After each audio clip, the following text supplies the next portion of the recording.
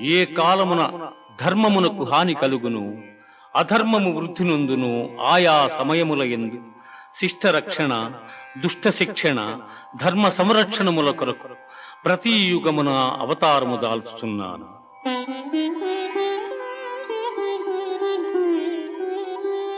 వీతరాగ భయ క్రోధాః మన్మయా మాముపాశ్రితాః బహవో జ్ఞాన తపసా పూతా మద్భావమాగతాః.